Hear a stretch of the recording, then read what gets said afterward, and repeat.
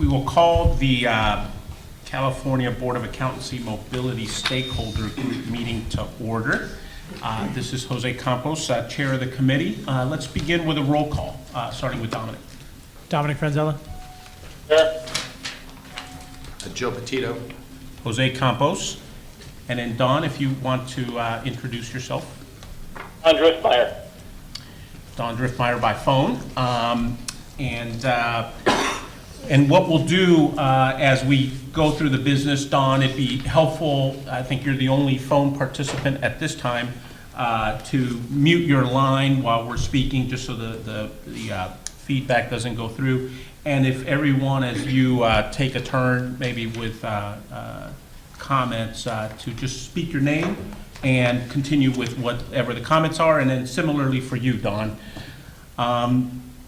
First item, so we do have a quorum with that roll call. Let's go to item 1, approval of minutes under item 9C. Would entertain a motion.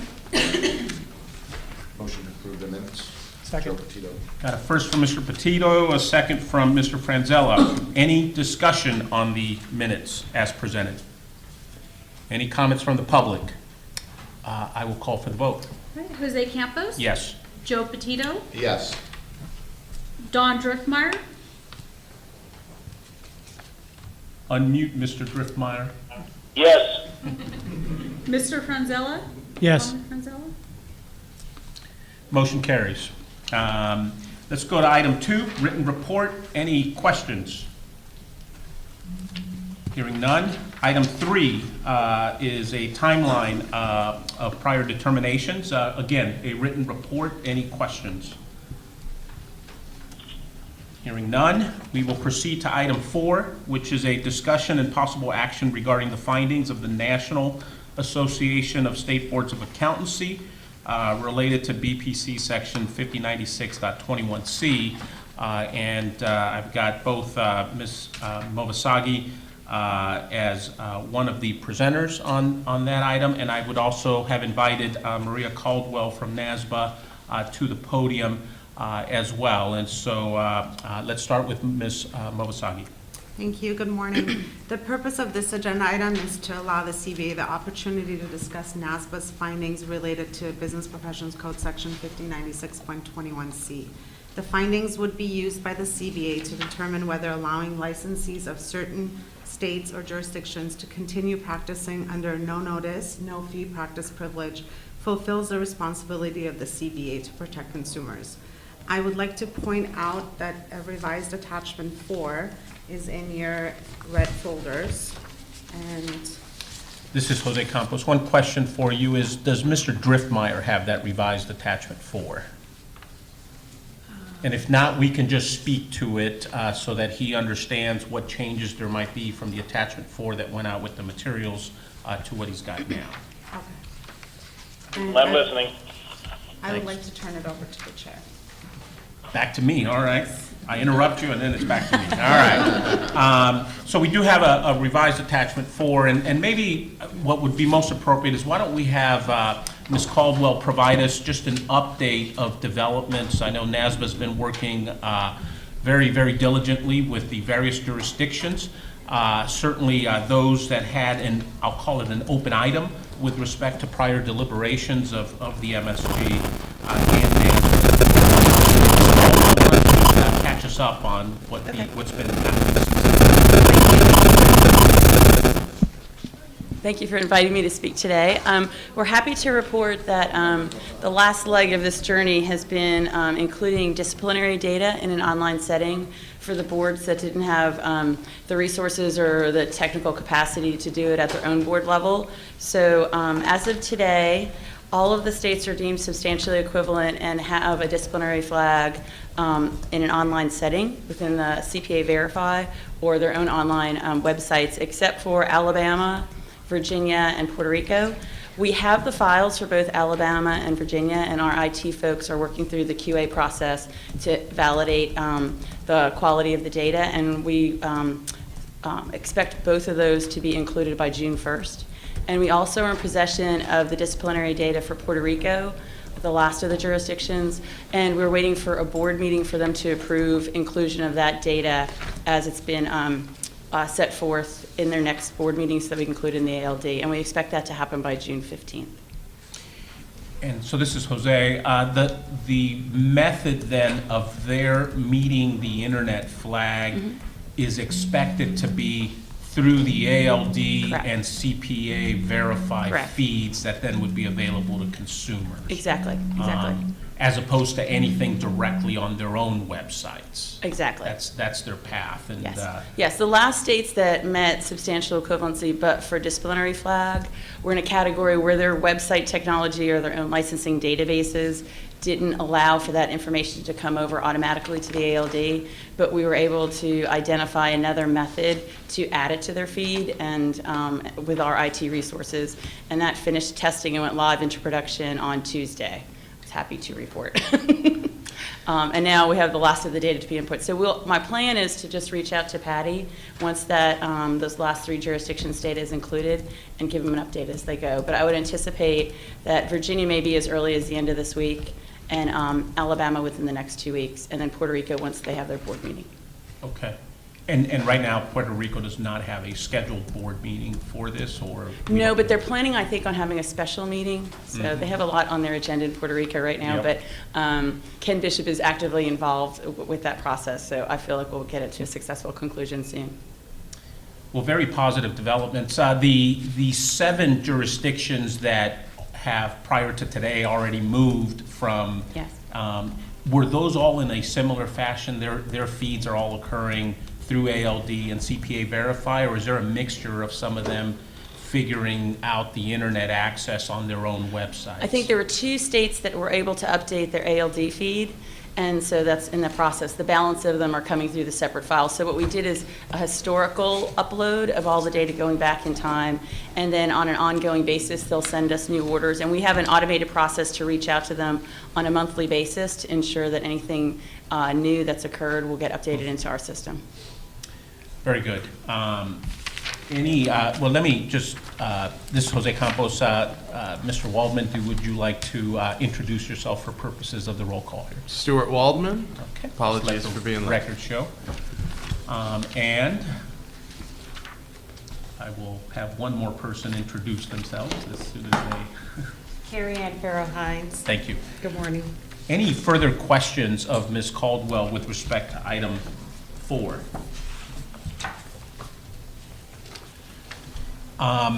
So obviously with these additional developments, there is the opportunity to specify for the record that additional jurisdictions have become substantially equivalent since the last time. However, I think what would make the most sense is to defer that potential action to the next meeting.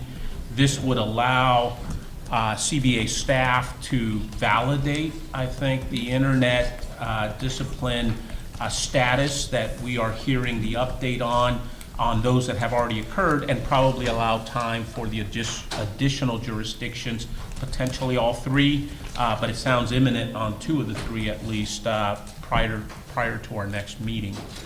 Does that sound like an appropriate course of action? Okay. Yes. Very well. Well, nothing further on item 4. So Ms. Caldwell, appreciate that update very, very much. Thank you. With that, we will move to item 5, discussion and possible action regarding the draft 2017 MSG final report. We'll invite Mr. Bone to the mic.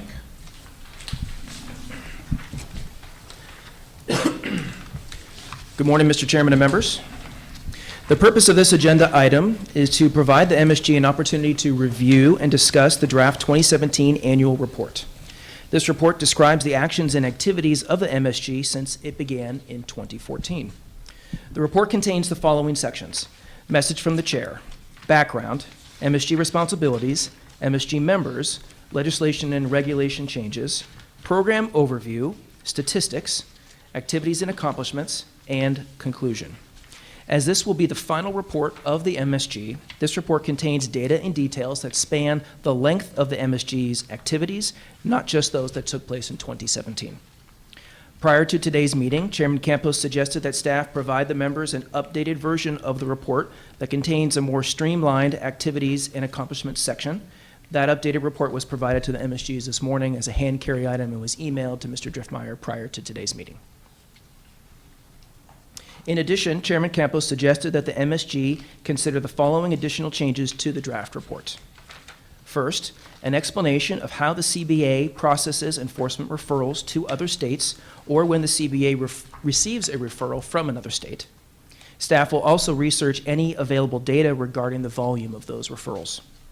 Second, in the program overview section, we will include a reference to our practice privilege handbook, which is available on the CBA website. This may be helpful to non-California CPAs who read this report and are looking for more information about the requirements of our practice privilege program. Furthermore, staff noticed that the 2017 MSG membership was left off the draft report. This will be corrected in the final version. After today's MSG meeting, staff will make any requested changes to the document and draft appropriate content for the message from the chair and activities and accomplishments in conclusion sections. Then the final report will be brought back to the MSG's July meeting for approval. Mr. Chairman, this concludes my remarks. I'll turn it back to you. One question. What did you say was omitted from this report? You said there was something. Oh, the 2017 MSG membership Okay. was inadvertently omitted from this report. Thank you. Are there any questions for Mr. Bone on the draft report that's been presented and then augmented with the hand-carried materials? Mr. Campos, this is Mr. Driftmeyer. I did get the information on my email, and I thank the staff for that. Well, you're most welcome, Mr. Driftmeyer. Did you have any comments, or are there any matters missing from sections, topics, given that this would be, yes, an updated annual report, but also our final report that at least is anticipated at this time? Mr. Chairman? Mr. Petito? And it may be for the final report, or since the final report will inform the report to the legislature, perhaps both reports. But my thought was that since the California mobility law was so unique in this country, in that it helped raise the standard of enforcement across the country for boards of accountancy, there should be some reflection of that in the report. Particularly, we've just heard a report from NASBA about the number of ALD states. I think a very cogent argument could be made that perhaps because of the California mobility law, the other states moved more expeditiously, or perhaps states might not have moved at all. So I think there ought to be a discussion about the implications from kind of a national perspective of the California mobility law. And I believe, obviously, NASBA would have to help us with that, and the board would oversee that. But I would look to their guidance as well as to how to capture that. Obviously, there's some sensitivity about internal state activities. But I think we could create an aggregate summary that would show that the California mobility law, in fact, helped improve the standard of regulation across the profession. Okay, I think that's very, very good feedback. I'm trying to think of looking at the pacing of the sections in the report, just to be able to provide staff with a little more direction on how we might think of that. There's a couple thoughts that come to mind. It could certainly be an element of the chair letter that's at the outset, with some brief intro of that. I would think potentially after the program overview and after the statistics and before the activities and accomplishments might be a section that tries to put the work of California in the context of the broader mobility question nationally, and maybe that's something we can give some thought to. Ms. Shields? I was just thinking that perhaps that would be more appropriate in the other report, because that's kind of the broad brush examination of the entire program, whereas this had to do with specific tasks that were assigned the mobility stakeholder group. So you might want to put it in the other report as more of the broad brush analysis of the entire program. Well, I think it's definitely going to be there. Okay. It will have to be in that other report because Right. that has a different audience or a specific function. But it would seem that if, as a final report, I think Mr. Petito's correct, that there is a view and a set of activities that this committee, in concert with NASBA, in concert with staff, I mean, have been focused on, that I would not spend too much time in the report on that, but there should be, you know, it's possible that a few bullet points or maybe some couple paragraphs would capture the essence of that. So let's deal with that subsequent to this meeting and in advance of the next meeting, and I think that would make sense. Great. Ms. Mr. Petito, were you envisioning that this would just be more of, for educational information, or is your suggestion intended to provide some guidance or sort of a more binding or directive statement from our board to NASBA and the rest of the country? Because I think that determines where it might be more appropriately placed. If it's really just to reflect, you know, why we were motivated to do such a thorough report, then it might be better off in the background. But if it's really intended to give some guidance, it might be better off in one of the, like the legislation or the statistic, you know, behind the statistical section. That's a good point, good point, good question. I think, frankly, I think it's a highlight of the report in that the California law was unique among all of the mobility laws in the country. And I think, to the degree the board believes this, that the implications for the profession were fairly significant and very positive. So I think part of that's going to be a question of how we capture that, and that would be the art, I think, of us working with NASBA. But I think it's a fairly important part of the report, and frankly, I think, going to council's point, I think particularly from the report to the legislature, that would be a significant thing that they'd want to know in evaluating the worthiness of continuing such a program. Yeah, the topic we'll talk about next has some very specific requests from the legislature, including opining on overall views on consumer protection. So I think having something that is a lead-in or supportive of that or a basis for that would be helpful within this report, but keeping it very facts-based, maybe more observations around, you know, certainly, I mean, the journey that I think the country's been on in terms of just transparency and accessibility of information for consumers around these internet flags that, you know, had technology issues and just, in some cases, just a shift in how information was being relayed across jurisdictions, if you will. And so I think that's very helpful to highlight, but I think more importantly, the extent of communication and the elevation of communication that there's been between jurisdictions, even our own CBA members being at NASBA meetings, which has been the best audience for purposes of relaying background and context as to why are all these activities occurring in the context of us complying with the legislative mandates that we have in California. And so capturing the essence of that succinctly in our report would be a good thing. And Mr. Bone, you've got some homework to do there to help us get there. Looking forward to it. Mr. Petito, is there something else? Yeah, and it's kind of more of a tonal aspect, and I think the point is this, is that NASBA, again, this I think is unprecedented. The amount of work that NASBA has done with a state board, particularly on a report like this, a project like this, I think is unprecedented. And they're to be credited, Maria and her team, and Ken Bishop occasionally would come. But I think there also needs to be recognition that at all times the board had the authority over the data that was being submitted, over the actions that were being taken.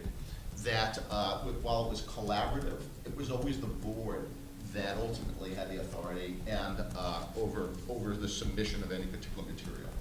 And that's why I said it's somewhat of a tonal. I wouldn't want anyone to read, particularly someone that was not conversant with our activities, to read this and get the impression that they were operating kind of parallel with us. And that's what was operating parallel with us. But in fact, that they were a partner with us, but at all times the board conducted its supervisory, its oversight role. And that's why I said it's something atonal, and maybe that also is a preface or kind of an overarching comment to make to recognize that relationship and to recognize how important that was to the success, but to note at all points in time that the board exercised complete authority over what had been going on with this report, this project. So I'm just reflecting on your comments. Obviously, that's the charge we had, from under the law, in terms of how we had to execute. And so I almost think that's implicit in that. But I also believe that under Section 8 of the report, as it's been laid out in terms of activities, and the process that was engaged on, the reviews by this committee, the charges that we gave staff on how we wanted to conduct the reviews, I think that gets captured in the essence of the bullets that are in there. And to the extent that we do not think it does, then that's probably where we would need to inject any changes or modifications that might be necessary, to the extent that this is not giving the right context for how we conducted our activities. Is my sense. And so we can take a look at those, Mr. Bone, and certainly Mr. Petito, if there are any spots where you think the tone or the context is not, placed at the, where we need it, then that's probably where we would welcome any comments. Happy to do so. Thank you. Okay. Anything further on item 5? Any input from the public on any of the topics that we've covered to this point in time? I think it says possible action, but I think similarly, I don't think there's any action required on this version of the draft. We've got some changes that we'll come back with to this committee, and probably entertain that at the next meeting if that is satisfactory to the committee. Very well. That closes item 5. Let's move to item 6, review a preliminary outline of draft report to the legislature pursuant to BPC section 5096.21F. Mr. Bone, if you can walk us through this one. Yes, sir. The purpose of this item, Mr. Chairman, is to provide the MSG an opportunity to offer guidance to staff as we draft the CBA's report to the legislature regarding the CBA's implementation of the current practice privilege program. Business and Professions Code Section 5096.21, Subdivision F, requires the CBA to submit a report to the legislature by January 1, 2018, that explains, at a minimum, these 3 items. 1, how the board implemented the program and whether implementation is complete. 2, whether the current program, in the opinion of the board, offers more, less, or equivalent protection to the public than the previous program. And 3rd, describes how other state boards of accountancy have addressed referrals to those boards from the CBA, including the time frame in which those referrals were addressed and the outcome of investigations conducted by those state boards. Staff suggests structuring the report in 3 sections that correspond to these 3 statutory requirements. Pages 2 and 3 of the write-up for this agenda item contain staff's suggested framework for this report, including the content topics to be included within each section. As noted on the bottom of page 2 of the write-up, the section of the report that discusses the consumer protection aspects of the current program may be the most critical. Here, the statute directs the CBA to offer its opinion of the consumer protections offered by the current program relative to the previous program. In a discussion prior to today's meeting, Chairman Campos suggested adding the following additional topics to the outline of the report, as noted on the agenda item, and I'll review them quickly if I may. On page 2, under the section titled Implementation of the Practice Privilege Program, adding the following elements: legislation, protocols, the Practice Privilege Handbook, and a discussion of the state evaluations that were conducted with the assistance of NASBA, and that some states may not yet be substantially equivalent to NASBA's guiding principles of enforcement. Then, on pages 2 and 3, under the section titled Practice Privilege Provisions and Consumer Protection, addressing these additional topics: CBA member communications to other boards conducted at NASBA meetings, ongoing requirements of the MSG to evaluate the various states, and any communications from the CBA to other boards of accountancy. After today's meeting, staff will complete the first draft of the report and bring it back to the July MSG meeting for comment and review. Staff have no further recommendations, Mr. Chairman, but would value any input that the MSG may wish to offer regarding the structure or content of the report. And I'll turn it back to you, sir. Thank you, Mr. Bone. So again, committee members, you've got a skeleton of what we would expect to see in a report at the next meeting, but this would be a good time to surface any additional topics that maybe you don't see explicitly laid out that you think would be important for purposes of our report to the legislature.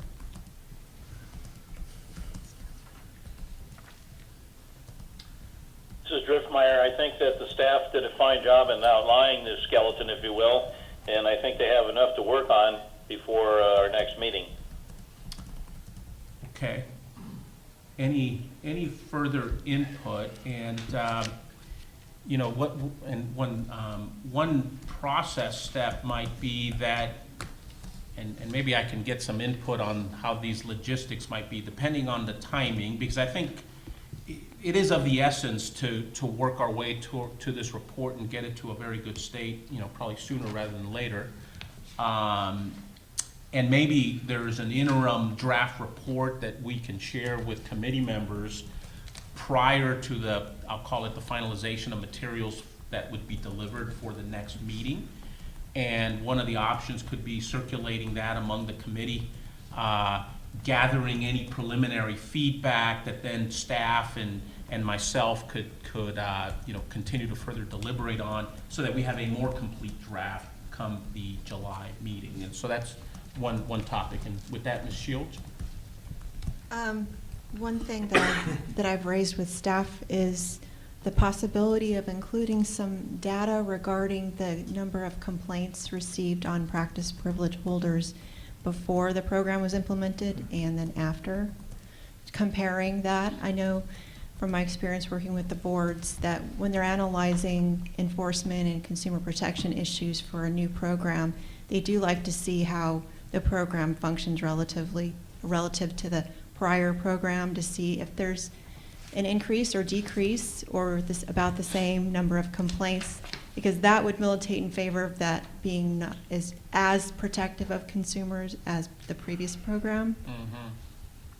No, that's, I think, a very good point, and I think we get some of that information through our enforcement activity reports, and my general reaction has been that the volume of that is fairly small, that it's hard to take into account the number of potential practice privilege holders, right? I mean, you've got people who presumably were notifying us before they were doing things before in California, and now you've got a more open setting, and so the denominator, if you will, is a bit of a moving target, and so understanding the frequency per person or the frequency per licensee is probably a difficult thing to get at, but it may be that we can gather the information and it may be informative or it may not be, right, depending on what we find, but I think that's a good process step. So sorry for the mind journey there, just trying to think out loud on how we might think about that information. Well, maybe another mind journey. So under the past practice privilege process, if someone wanted to check about the credentials or the active licensing of a CPA from outside of California, they'd call up the board. Is that correct? They'd have to call up the board, and the board would have to do the research. Whereas now, they just go online and instantaneously can find that out. Is that correct? So, no, not necessarily. Under the old practice, this is Dominic, by the way. Under the old practice privilege provisions, because they notified us, we knew who was here, and you could search online through the a license lookup feature and determine whether or not that individual was authorized to practice in California under the notification requirements. Under the current practice privilege provisions, since we don't know if you're here unless there was a cessation requirement or a pre-notification requirement, when somebody looks up an individual, there won't be a record unless there's a record saying that they are not authorized to practice or there's some restriction for their practice here. and they would be directed to go to those State Board of Accountancy websites or CPA Verify to determine whether or not the individual maintains a license in that jurisdiction that would allow them to practice here. The only other feature that they can look up would be if a firm is providing services here that would require them to register with the Board of Accountancy for out-of-state firm registration. And in that particular instance, it operates a lot like any other accounting firm. You can go online, look them up, and verify that they have a out-of-state firm registration here to practice. But I guess where I was getting to is that if I was online and saw I'm a California resident, saw some advertisement from a Georgia CPA, and if that Georgia CPA hadn't applied for practice privilege in California, but I was interested in hiring that Georgia CPA, my choices would be limited as to how I would find out about that Georgia CPA's background under the prior system.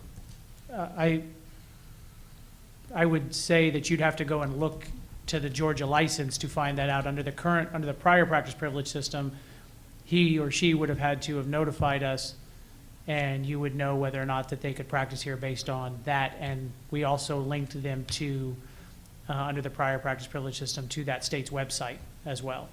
So, Okay. Were you thinking, Mr. Petito, of another topic for this list, or? Well, one of my points was that there's a time element. People sometimes don't want to spend a lot of time investigating, and they can't. If they do a click or two, then they just give up and they say, "Oh, I'll just hire a guy, woman, and just go ahead." Where I think one of the implications of having our new system is that it's a very quick way to find out about someone's enforcement history, relatively quicker than it was before.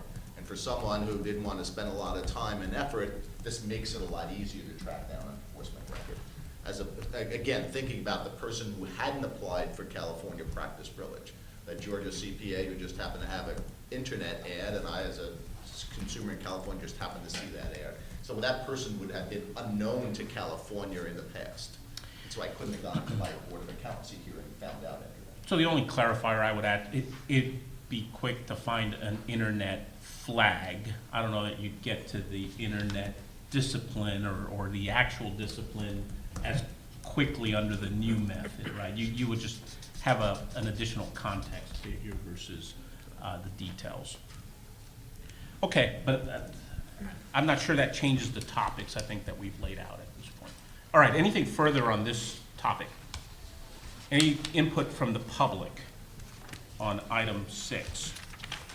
Okay, we will bring back a draft report midstream between the next meeting to the committee, and then we will gather that input and try to incorporate that before the July version of the report that we get. Just Ms. let Shields? me clarify, though, that the comments should be only sent to staff, not to other members on the committee. Yeah, so point is, let's not create a meeting in between a meeting, and so your feedback would be welcome straight back to Mr. Bone when we distribute that intermediate draft. Thank you. Item 7 is discussion regarding NASBA's activities in CPA Verify. Ms. Movasagi, would welcome your thoughts, and certainly Ms. Caldwell, if there's anything further that you would like to add, you're welcome to come to the podium as well. As Ms. Caldwell presented, there's continuous efforts from NASBA to work with the remaining jurisdictions, and that concludes my report for Short this and item. sweet, thank you. Still the 4 jurisdictions pending then. Okay. Anything further on item 7? Input from the public?